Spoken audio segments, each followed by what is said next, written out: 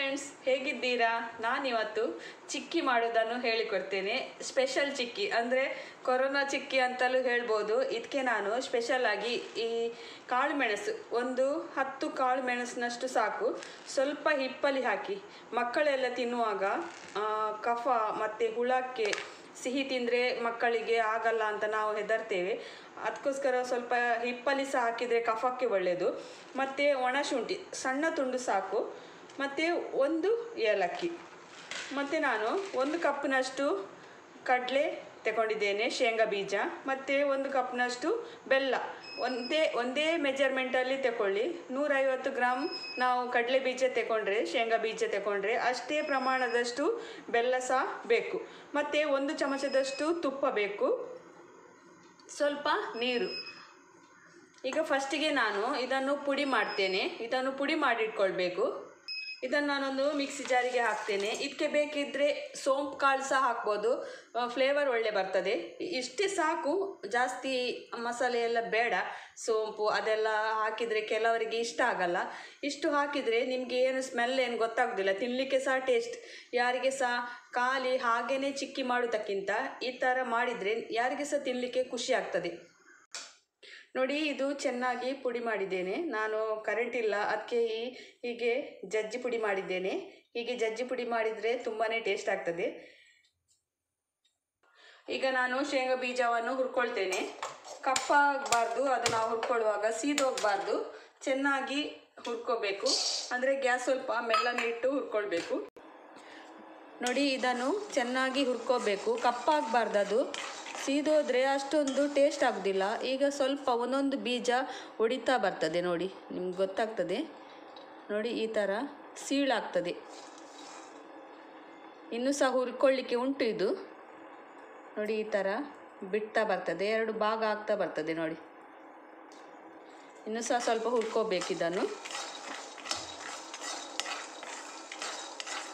ಒಂದು 10 ನಿಮಿಷ ಆದರೂ ಸಹ ಹುರ್ಕೋಬೇಕು.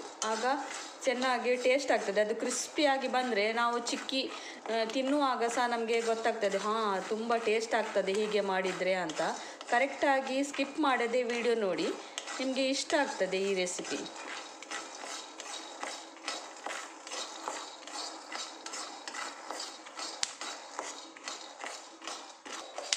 ನೋಡಿ, ಸಿಡಿತಾ ಉಂಟು, ನಮಗೆ ಗೊತ್ತಾಗ್ತದೆ ಅದರ ಸಿಪ್ಪೆ ಪಟಪಟ ಹೇಳುವುದು ಗೊತ್ತಾಗ್ತದೆ. ಅಂದರೆ ಒಡಿತಾ ಉಂಟು ಸಿಪ್ಪೆ, ಆಗ ಆಗ್ತಾ ಬರ್ತದೆ. ಈಗ ನಾನು ಗ್ಯಾಸ್ ಆಫ್ ಮಾಡ್ತೇನೆ. ಇಷ್ಟು ಆದರೆ ಸಾಕು. ಮತ್ತೆ ಬಾಣಲೆ ಬಿಸಿಗೆ ಅದು ಕ್ರಿಸ್ಪಿ ಆಗ್ತದೆ. ಈಗ ನಾನು ಗ್ಯಾಸ್ ಆಫ್ ಮಾಡಿದೆ. ಹೀಗೇನೆ ಇರಲಿ, ಸ್ವಲ್ಪ ಮಿಕ್ಸ್ ಮಾಡ್ತಾ ಇರಿ. ಅಂದರೆ ಬಾಣಲೆ ದಪ್ಪ ಉಂಟು, ಅದರ ಬಿಸಿಗೆ ನಾವು ಸ್ವಲ್ಪ ಹೀಗೆ ಮಿಕ್ಸ್ ಮಾಡ್ತಾ ಇರಬೇಕು. ಹುರಿದುಕೊಂಡ ಬೀಜವನ್ನು ನಾನು ಇದಕ್ಕೆ ಹಾಕ್ತೇನೆ.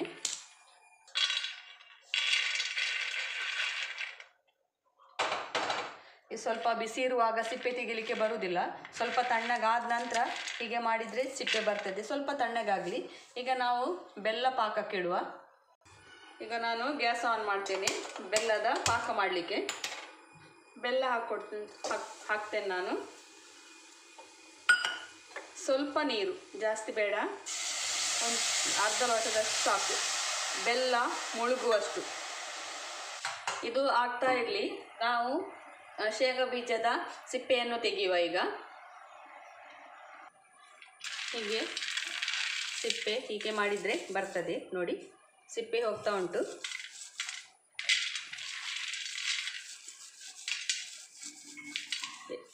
ಎರಡು ಪೀಸ್ ಆಗ್ತದೆ ಹೀಗೆ ಮಾಡಿದರೆ.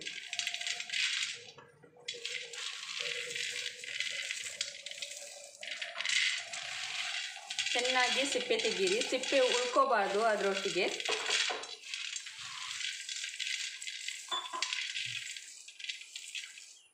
ಹೀಗೆ ಕಿವುಚಿದ್ರೆ ಎಲ್ಲ ಸಿಪ್ಪೆ ಸಹ ಹೋಗ್ತದೆ. ನೋಡಿ, ಈ ಥರ ಮಾಡಿಕೊಂಡು ಹೀಗೆ ಸಿಪ್ಪೆ ತೆಗೀರಿ. ಹೀಗೆ ಮಾಡಿದರೆ ಸಿಪ್ಪೆ ಎಲ್ಲ ಒಂದೇ ಸೈಡ್ಗೆ ಬರ್ತದೆ.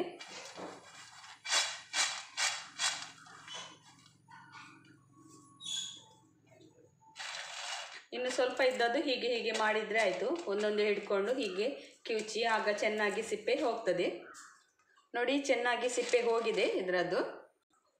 ಈಗ ನಾನು ಚುಕ್ಕಿ ಮಾಡಿ ಇದಕ್ಕೆ ಹಾಕ್ತೇನೆ. ಇದಕ್ಕೆ ಸ್ವಲ್ಪ ತುಪ್ಪ ಹಾಕಬೇಕು. ತುಪ್ಪ ಹಾಕ್ಕೊಂಡು ಹೀಗೆ ಸ್ಪ್ರೆಡ್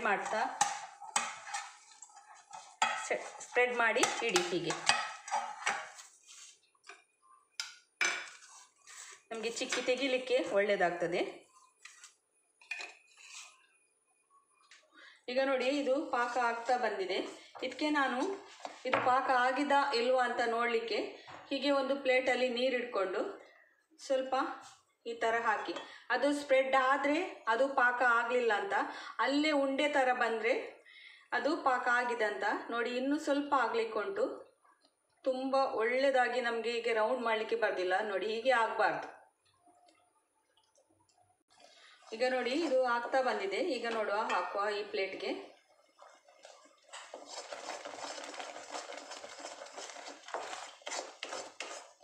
ಮಿಕ್ಸ್ ಮಾಡ್ತಾ ಇರಬೇಕು. ಗ್ಯಾಸ್ ಸ್ಲೋ ಇಟ್ಟೆ ಈ ಥರ ಮಾಡ್ಕೊಂಡು ಬಂದರೆ ಕರೆಕ್ಟಾಗಿ ಆಗ್ತದೆ. ಫಾಸ್ಟ್ ಇಡಲಿಕ್ಕೆ ಹೋಗಬೇಡಿ, ಗ್ಯಾಸ್ ಕರೆಕ್ಟಾಗಿ ಬರುವುದಿಲ್ಲ, ನಾನು ಫಸ್ಟಿಗೆ ಹೇಳ್ತೇನೆ.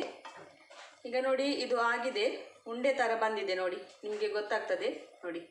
ಹೀಗೆ ಆದರೆ ಪಾಕ ಆಗಿದೆ ಅಂತ. ಈಗ ನಾನು ಮಾಡಿಟ್ಟ ಈ ಪುಡಿಯನ್ನು ಹಾಕ್ತೇನೆ. ಏಲಕ್ಕಿ, ಹಿಪ್ಪಲಿ, ಕಾಳು ಮೆಣಸು ಅದೆಲ್ಲ ಪುಡಿ ಹಾಕ್ತೇನೆ. ಮಿಕ್ಸ್ ಮಾಡಿ.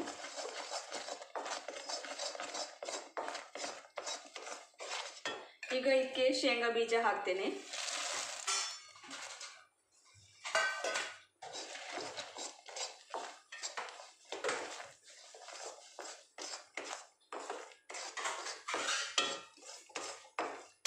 ಇದಾಗಿದೆ. ಈಗ ಇದನ್ನು ಒಂದು ಪ್ಲೇಟ್ಗೆ ಹಾಕೊಳ್ಳೋಣ ನಾವು.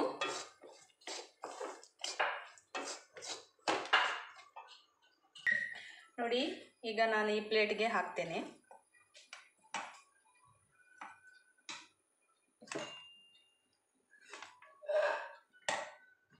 ಸ್ಪ್ರೆಡ್ ಮಾಡಿ ಈ ಥರ.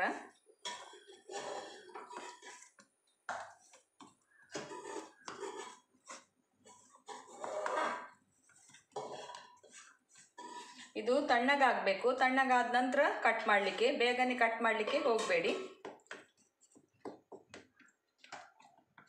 ಒಂದೇ ಲೆವೆಲ್ ಆಗಿ ಮಾಡಿ ಬಿಡಿ.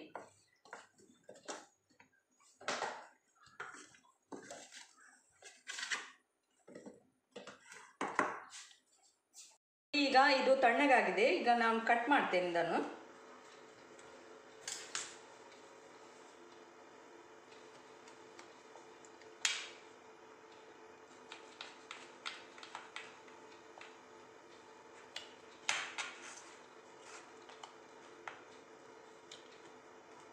ಸ್ವಲ್ಪ ಪೂರ ಗಟ್ಟಿ ಆಗೋ ತನಕ ಬಿಡಬೇಡಿ. ಸ್ವಲ್ಪ ಹೀಗೆ ಸ್ಮೂತ್ ಇರುವಾಗಲೇ ಕಟ್ ಮಾಡಲಿಕ್ಕೆ ಹೋಗಿ, ಇಲ್ಲಾಂದರೆ ನಮಗೆ ಕಟ್ ಮಾಡಲಿಕ್ಕೆ ಬರುವುದಿಲ್ಲ, ಸ್ವಲ್ಪ ಕಷ್ಟನೇ ಆಗ್ತದೆ.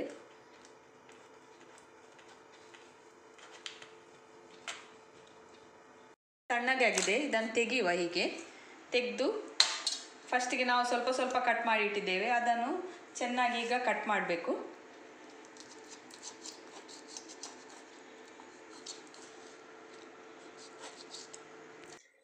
ನೋಡಿ, ಈ ಥರ ಕಟ್ ಮಾಡ್ಕೊಳ್ಳಿ. ಚೆನ್ನಾಗಿ ಕಟ್ಟಿಂಗ್ ಆಗ್ತದೆ ನೋಡಿ, ಕಡಕ್ ಆಗ್ತದೆ. ತಿನ್ನುವಾಗ ಸಹ ತುಂಬ ಟೇಸ್ಟ್ ಆಗ್ತದೆ ಇದನ್ನು ತಿನ್ನಲಿಕ್ಕೆ. ನಿಮಗೆ ಈ ರೆಸಿಪಿ ಇಷ್ಟ ಆದರೆ ಲೈಕ್ ಕೊಡಿ, ಶೇರ್ ಕೊಡಿ, ಸಬ್ಸ್ಕ್ರೈಬ್ ಮಾಡಿ. ಓಕೆ, ಬಾಯ್. ನೋಡಿ, ನಾನು ತಿಂದು ತೋರಿಸ್ತೇನೆ.